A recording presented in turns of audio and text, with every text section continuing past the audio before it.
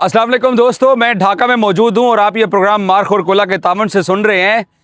पाकिस्तान और बांग्लादेश के दरमियान ढाका टेस्ट के 4 दिन मुकम्मल हो चुके हैं। इन दोनों टीमों में से दलेर कौन है, इसका फैसला कल होगा। बांग्लादेश की 4 दिन के इख्तिताम के ऊपर जो इस वक्त लीड है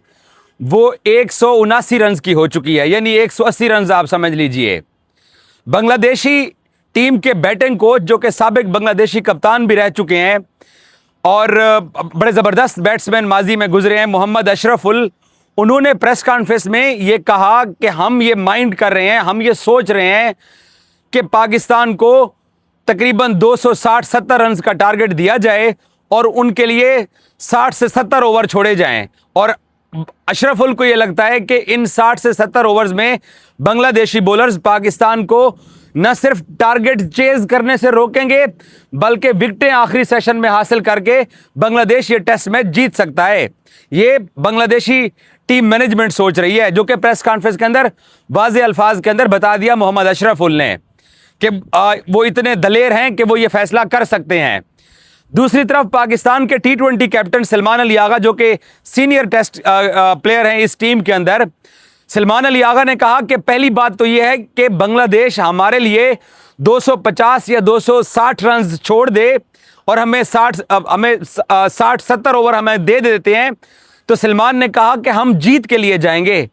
लेकिन साथ सलमान अली आगा ने यह भी कहा कि मुझे नहीं लगता कि बांग्लादेश हमारे लिए वो एक जीत की विंडो छोड़ के जाएगा, क्योंकि हम जो है ना वो चेज करने के पीछे जाएंगे। मैंने सलमान से कहा कि पाकिस्तान इस टेस्ट मैच के अंदर अब तक 11 सेशंस खेल चुका है।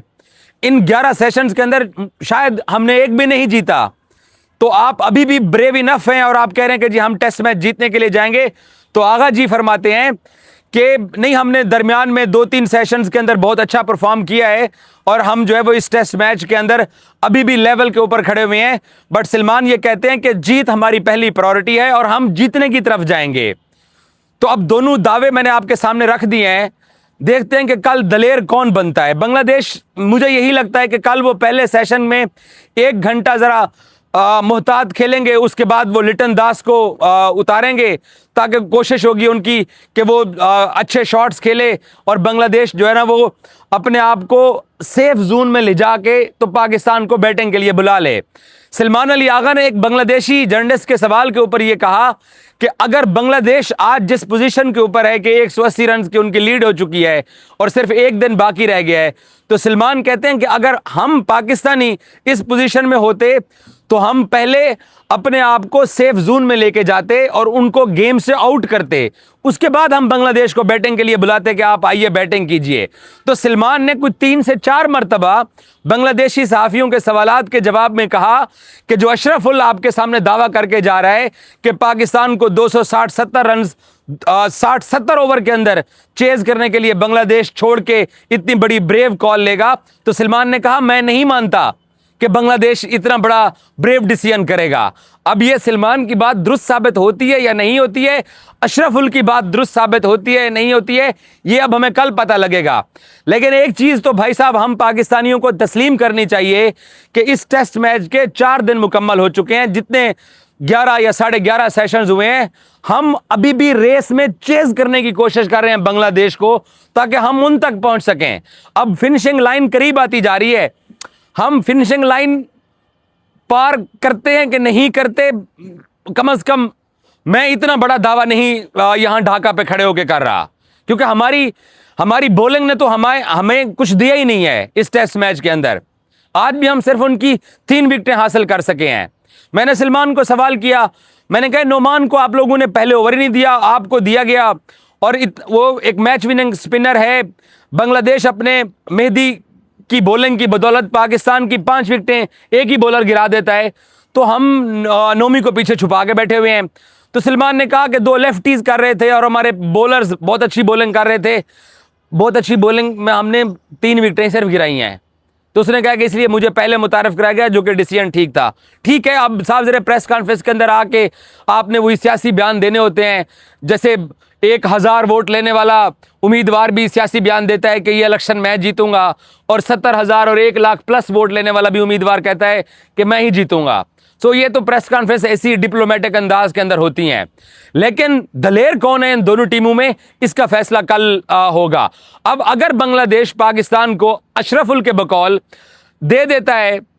चलें पहला सेशन बांग्लादेश, एक तो मैं आपको ये पहले बता दूं कि कल का जो सेशन है जिसमें अब तक इस पूरे टेस्ट मैच के अंदर सारा हिसाब किताब लगाने के बाद 98 ओवर्स का गेम हो सकता है, 98 ओवर हो सकते हैं। अब 98 ओवर्स कैसे हो सकते हैं? 15 मिनट पहले जो है ना वो मैच स्टार्ट होगा, 3-4 ओवर वहां पे अकोमोडेट हो जाएंगे, और वैसे भी क्योंकि 2 दिन से बारिश हो रही है और 1-1 घंटा 1.5 घंटा बारिश से मुतासर हो रहा है, तो 98 ओवर का खेल फ्लड लाइट्स चला के गेम तो हो सकती है। अब अगर सपोज बांग्लादेश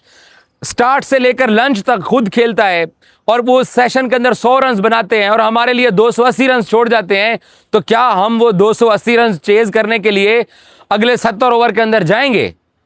जा सकते हैं हम लोग, वैसे जाना चाहिए। सलमान अली आगा ने जो प्रेस कॉन्फ्रेंस की है, बहुत कॉन्फिडेंट उन्होंने वे के अंदर बात की है कि हम चेज की तरफ जाएंगे। टेस्ट क्रिकेट में चौथे दिन अमूमन टीमें जीत के लिए तगोदो बहुत ही कम ही करती हैं। वो रिकी पॉन्टिंग की ऑस्ट्रेलिया, वो स्टीवा की ऑस्ट्रेलिया हमने वो देखे हुए हैं, या ब्रेंडन मैकलम की बेसबॉल की इंग्लैंड टीम ने कोई एक आधे टेस्ट मैच के अंदर इस तरह की ब्रेव कॉल ली है कि वो जीतने के लिए गए हैं। वरना भाईजान अपनी मुसीबत पड़ी होती है कि किसी तरीके से ये ओवर गुजारे और टेस्ट मैच ड्रॉ हो, तो बज़ाहिर टेस्ट मैच ड्रॉ की तरफ जा सकता है। और आगा साहब ये भी कहते हैं कि हमारी कोशिश ये है कि कल हम इनको जो है ना वो जो हिस्टोरिकली बैटिंग कोलैप्स का जो आसेब हम पाकिस्तानियों के ऊपर रहता है वो बांग्लादेशियों के साथ जुड़े, हम उनकी विकेटें गिराएं और उसके बाद हम जो है ना वो फटाफट आएँ, चेज करें और टेस्ट मैच जीत के तो उसके बाद हम अगले टेस्ट मैच के लिए दूसरे शहर सिलेट चले जाएं। ऐसा बज़ाहिर लगता नहीं है होने वाला है। टेस्ट मैच ड्रॉ होगा, या ये टेस्ट मैच बांग्लादेश जीतेगा, या ये टेस्ट मैच पाकिस्तान जीतेगा। अब ये 3 ऑप्शन है। मैं ईमानदारी से अगर बताऊं, अब तक की मतलब मेरे सामने ये सामने ढाका स्टेडियम है, यहां पर अब तक 11-12 सेशंस का खेल हो चुका है, हम कहीं पे भी नहीं है। हम मतलब ठीक है, हमने स्कोर किया, हमारी 1 सेंचुरी हुई, 2-3 हमारी 50s हुई हैं, हमने पहली इनिंग्स में उनको ऑल आउट भी किया, लेकिन मुझे ऐसा क्यों लगता है कि हम जो है ना वो रेस हो रही है और हम अभी भी बहुत पीछे हैं, वो आगे निकलते जा रहे हैं। तो मेरे मुंह में खाक, मुझे ऐसा लग रहा है यहां ढाका में कि या तो ये टेस्ट मैच ड्रॉ होगा या ये टेस्ट मैच बांग्लादेश जीतेगा, क्योंकि हिस्टोरिकली बैटिंग कोलैप्स का जो भूत है वो हम पाकिस्तानियों पे सवार रहता है। लेकिन हो सकता है ऐसा शान मसूद आके तेज रन रेट के साथ बैटिंग करें, और जो अजान अवैस हैं वो भी अच्छे स्ट्राइक रेट के साथ बैटिंग करें, सऊद शकील जो शॉट्स खेलता है वो भी, उसका भी टैलेंट खुल के सामने आ जाए, सलमान अली आगा जो स्पिनर्स को डाउन द ट्रैक जाके अटैक करता है, उस तरह के शॉट्स हमें देखने को मिल जाएं, और जो रिजवान जो हैं जिनके ऊपर पाकिस्तान की पूरी जो क्रिकेट है वो तकिया करती है कि ये ओडीआई के भी बेस्ट विकेट कीपर बैट्समैन है और टेस्ट के भी बेस्ट विकेट कीपर बैट्समैन है, तो फिर रिजवान से मैं वो तवक्को कर लूँ। बाय द वे ये सपना है कि ये ऐसा हो सकता है। अगर ये करते हैं तो फिर वही होगा, कछुए और खरगोश की चाल वाली बात हो जाएगी कि खरगोश सो गया और कछुआ चलता हुआ जनाब अपना मंजिल पूरी कर लेता है। तो पाकिस्तान क्रिकेट टीम जो है वो 4 दिन टेस्ट मैच में पीछे रही और आखिरी दिन जो है वो भाग के रेस मुकम्मल करके तो फिनिशिंग लाइन अबूर कर ली और टेस्ट मैच जीत गए। मैं ये बज़ाहिर मैं ये सपना नहीं देखना चाहता, क्योंकि मैं एक ऐसा इंसान हूँ, पाकिस्तानी टीम की कवरेज करने वाला जर्नलिस्ट हूँ,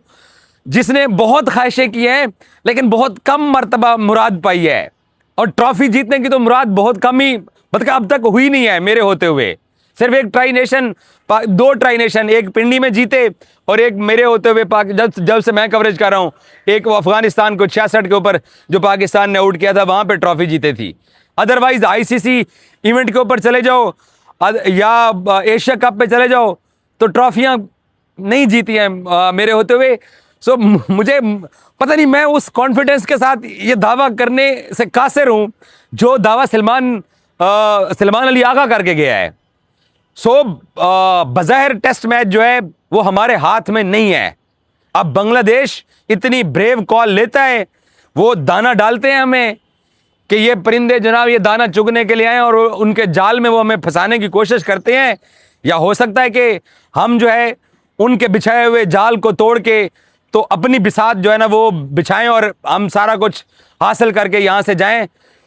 पता नहीं क्यों मेरे से दावा नहीं हो रहा, बिलीव करें। हालांकि मैं पाकिस्तानी हूँ, पाकिस्तानी टीम की कवरेज करता हूँ, पाकिस्तान से यहाँ पर ढाका में टेस्ट मैच कवरेज करने के लिए आया हुआ हूँ, लेकिन मेरे से दावा नहीं हो रहा कि हम ये टेस्ट मैच जीतने के लिए जा रहे हैं या हम ये जीतेंगे। हालांकि मैं बहुत मुहिब्बे वतन पाकिस्तानी हूँ, बड़ा लीथल किस्म का पाकिस्तानी हूँ, लेकिन यहाँ ढाका मीरपुर में खड़े होके मेरे से नहीं हो रहा कि मैं ये दावा करूँ कि हम ये टेस्ट मैच जीत जाएंगे। अगर जीत जाएंगे तो फिर तो इनके सारे गुनाह माफ हैं भाई, फिर तो सब कुछ जो है ना अच्छा है।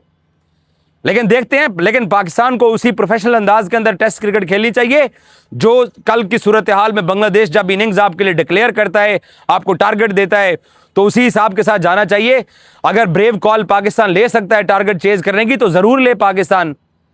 तो और सरप्राइज करना चाहता है तो सरप्राइज करे। लेकिन मुझे यह भी डर है कि कहीं कल ये ना हो कि बारिश जो है ना इन तमाम प्लान्स के ऊपर रंग में भंग डाल दे और टेस्ट में ड्रॉ हो जाए। और टेस्ट में ड्रॉ होने का मतलब ये है अगर पाकिस्तान के हक में रिजल्ट नहीं आता, जो कि बज़ाहिर मुश्किल भी लग रहा है, तो फिर तो आईसीसी वर्ल्ड टेस्ट चैंपियनशिप का जो फाइनल खेलने का जो